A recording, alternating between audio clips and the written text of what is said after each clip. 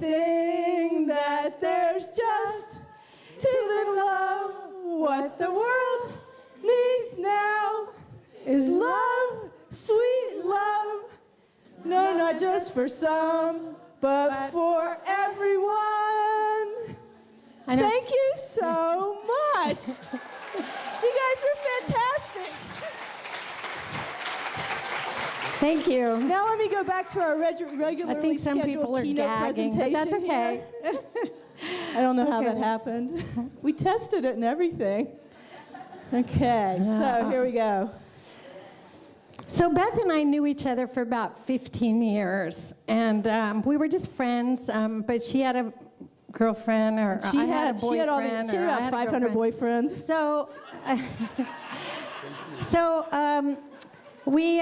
I invited her on a date after I ran into her one day, and we very quickly, after the first kiss, fell in love. And it was a kiss that was long coming. Let's just put it that way. I mean, I'd had a crush on her for 15 years, you know? That's patience. So after a few months, just 2 or 3 months of kind of getting it on and having a good time. Getting it on and having a good time. The war broke out in Afghanistan. Yes. And we found out that we shared all the same politics, actually. Surprise. Wow. Well, and we were horrified. I mean, you all remember that. There was that moment when everyone came to help the United States after the World Trade Tower. And they were reaching out to the United States. And what did the United States do? We go go bomb an extremely poor country. Okay, well, it made me very angry. Yeah, so before we started the Love Art Lab, I would get angry. Right at that same time, we get this email that there's going to be this big domestic partner ceremony in City Hall. It was Willie Brown's last big domestic partner. 33 and couples. Roxy Payne actually was there as well. Yeah, oh, that's right. It was a beautiful incredible ceremony.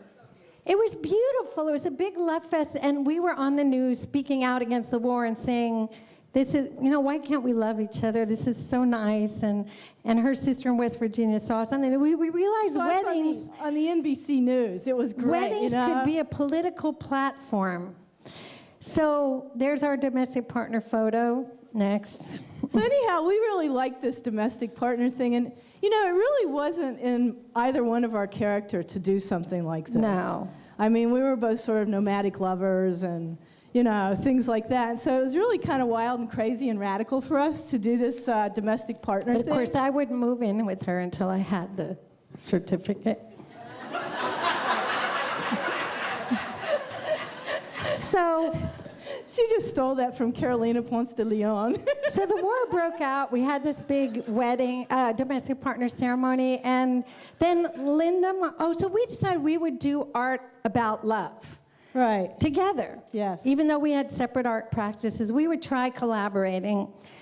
Well, what we felt is that could be a powerful political tool. We were going to try to wrest love from Hallmark. That was one of our projects. And we'd done sex for 30-something years, so it was time for change. Well, and we felt that if there were better communication in the world and better conflict resolution, that perhaps, this is naive in terms of all the sort of global problems that are going on, but perhaps if there were better communication and people actually practice better communication, which I got a lovely lesson from Linda on that this morning, there would be less conflict and perhaps people would be less inclined to kill each other. And speaking of Linda, she sent around an email through the Franklin Feminist website saying after she's done living art, 7-year pieces of living art twice, so she did 14 years of living art. She put out a call for other artists that would want to do some form of her 7-year structure. So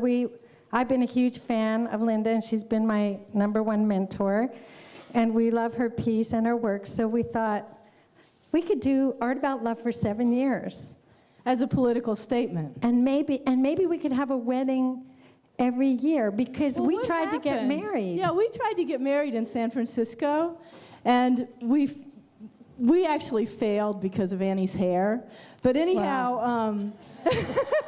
No, we ran down there that day, that Valentine's Day, but it was pouring rain, and I didn't want to get married looking like a drowned rat. But we made an appointment to get married, and so we had an appointment for our wedding, and the day before our wedding, the very same California Supreme Court annulled the wedding, said that they, were not legal, and we were furious. I was furious. Why can't we? I'd been with lots of men. And Lots of men. I'm like, okay, if I'm with a guy, I can get married, but if I'm with a female, I can't. But anyway, so it pissed me off. Well, and it also seemed like a real human rights issue. I mean, who's human enough to be married?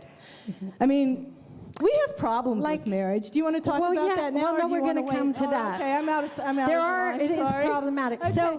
So we couldn't get married. We said, let's have a wedding every year, because we were all excited about this wedding at City Hall, right? Yeah, the wedding was great. It was a domestic partner ceremony. So we followed the chakras, the colors and themes of Linda's piece, and the first wedding was the red wedding. We sent out an invitation. We had 100 people at that wedding. I think so. And the themes of the wedding were security and survival. And the color of that wedding was red. So we thought, what better place to have the security and survival wedding than in New York City, right down the street from the World Trade Tower. So we looked for a venue, and we ended up at the old Harmony Burlesque Theater where I used to work, and which has now become a performance art space. And it was collective red. Unconscious. It was red. It was we had it red. there. And about Judith 100 people Rodenbeck came. was there.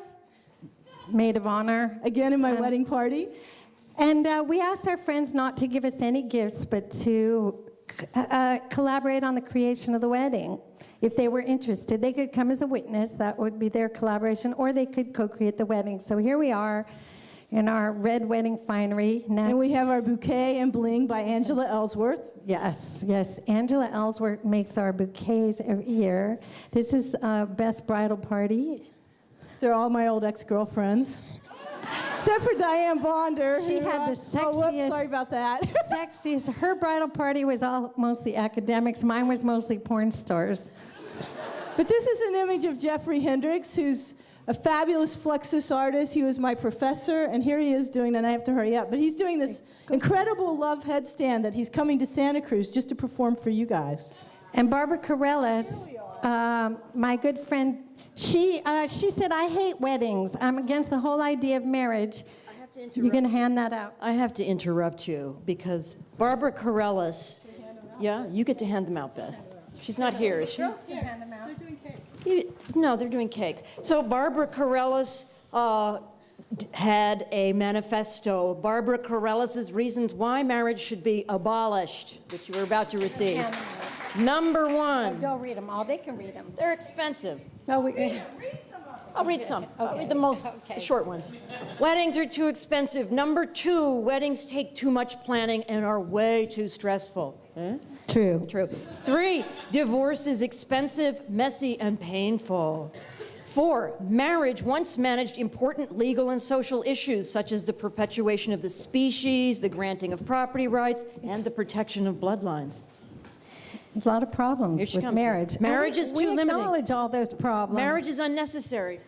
You said enough. Okay. Aren't Here, I need this you guys microphone. almost Here, got honey. married. Oh, is that okay to say? Yes. Okay. Okay. All right. Moving right along. Go, honey. Go through them. Okay, This was our ceremony. We had Tina Takamoto as the ring bearer. Beautiful. Jeff Hendricks was the flux priest, and we got him a dirty altar boy. And there we are, cutting our cake. Judith made the beautiful red velvet cake with her kids. And at we the did kiss, a kissing we rolled in performance piece where we lit up a Tesla coil. And so we everyone turned in out the the audience lights. kissed together. But with the electricity. And then we installed all the ephemera from the wedding in the art gallery. So you can see that hanging above is a huppah by Sheila Pepe, Jeff Hendricks' Toe Words, Bling and Bouquet by Angela Ellsworth, and Life Jacket, or Life Preserver Ring Bearing from Tina Takamoto. Then there was the orange, and the theme was security and survival the first year. Then we had sexuality and creativity. And the color's orange. And what we did for this wedding, in our first wedding, we actually made vows to each other. And to the piece. And in the second wedding, we wore long trails of oranges on our wedding trains. And on each of those oranges,